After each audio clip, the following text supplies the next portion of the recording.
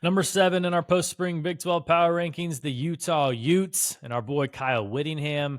Everybody is talking about Devin Dampier, Should. quarterback from New Mexico. He gives Witt a true dual threat quarterback. I mean, maybe for the first time ever. I mean, he gets paired with his offensive coordinator, Jason Beck, from New Mexico, which I'm sure you'll talk about.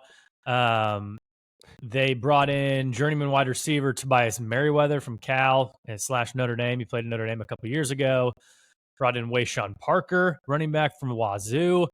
And you just know, I know they struggled a little bit last year, obviously, right? With Cam Rising being questionable for 2 straight years now. He's still They struggled. questionable. They struggled a little bit last year, but you've got faith in the Utah defense. You know they're going to be solid under Morgan Scalley. Yeah, defense was not the problem last year. Defense was still one of the best in the Big 12. They were they were top 2. I think they were second in the Big 12 last year in scoring defense and total defense. So as long as defensive coordinator Morgan Scalley is there, who got named coach in waiting at Utah for whenever Whittingham does hang it up, you know that Utah's defense is going to be one of the best in the Big 12.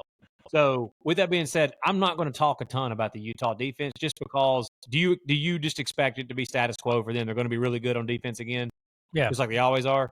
Yeah. Yeah. Like, again, system that they have, the players that they're going to be bringing over and bringing in, that's just next man up for them.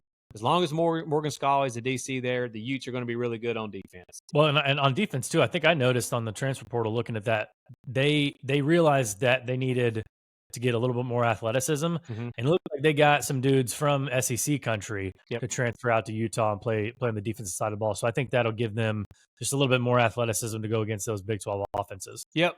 And on the offensive side of the ball, they did the same thing, man. It's kind of strange. Whittingham, Witt, I mean, he jumped into that transfer portal this year, man. Which is odd. I think he realized after last year, like, we got to get more, because all the injuries and stuff, we got to get more depth. We got to get more team speed.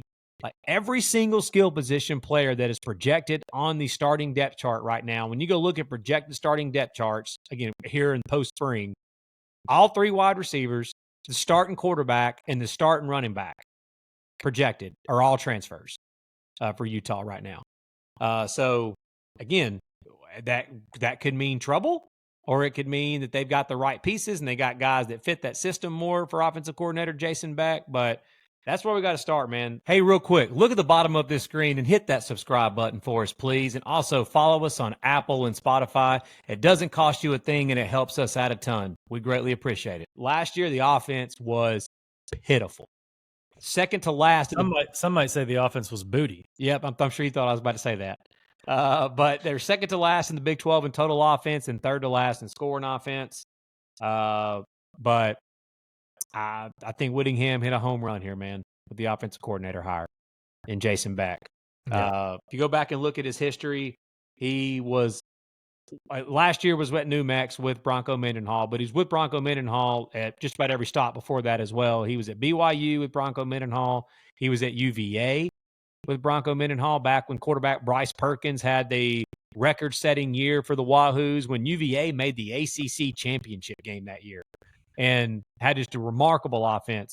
Brennan Armstrong, when he was the quarterback at UVA, and they were one of the top offenses in the country that year, Beck was the QB coach that year for them. So, dude, but last year at New Mex, guys, the Lobos, that's what I'm talking about here, was 4th in the nation in total offense at 484 yards per game and top 5 in the nation in rushing. And that's who they just brought in to be the new OC for Whittingham in Utah with Morgan Scalley's defense. So you've got to imagine that Utah's offense is going to be improved this year. And they obviously wouldn't have been as bad last year if they could have stayed healthy, like you said. But Devin Dampier, 5th in the nation last year in total yards per game, right behind guys by the name of Cam Ward and John Mateer. So obviously he was pretty good last year. 2,800 yards passing, 1,100 yards rushing. So he's got to cut down on his interceptions. If Utah can just get, they're one of those teams, if they can get any production, good production, they don't have to be great. They don't have to be elite. Just be solid on offense. Then they will be one of those teams that we can look back at our post-spring power rankings of the Big 12 and say, why did we not just believe in Whittingham and the Utes? Like, Hey, for those that are just watching the Utah breakout video and not watching the entire like Big 12 power ranking video, would it surprise you, Tyler, if Utah was sitting there at the end of the year competing for the Big 12 championship? Not at all, man. We saw what they did, 2 years ago, almost getting to the Pac-12 championship with a pig farmer as their quarterback, right? Yeah. Bryson Barnes. I mean, so it's amazing what he can do. And now, like we said, with Dampier at quarterback, yeah, cut down on your interceptions, and they will be lethal. If he still has the interception problem too, it's like you can fall back on the defense, kind of bowing up if you put him in a bad spot. But just what he can do with his arm and his legs, like it's going to look like a completely different Utah offense this year. Yeah, I agree, and I think me and you might be guilty of this right now, man. We'll be honest with you guys. I think we might be guilty of this at this moment. We have definitely learned since doing this podcast for the last 2.5 years that too many people just look back at what you did last year and think that that is just a direct reflection of what you're going to do this coming up year. And in the transfer portal era, that's just not the case. And Utah and Kyle Whittingham have been the model of consistency with one blip on the radar. And that was last year. Yep. And it's hard to fault them the fact that they had as many injuries as they had last year at key positions like the quarterback position, obviously, and stuff.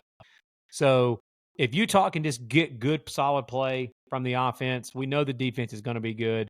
Then not only can Utah be one of those teams that could be competing for a Big 12 deal, obviously they could be a college football playoff contender if they get solid play out of the quarterback position and of that offense.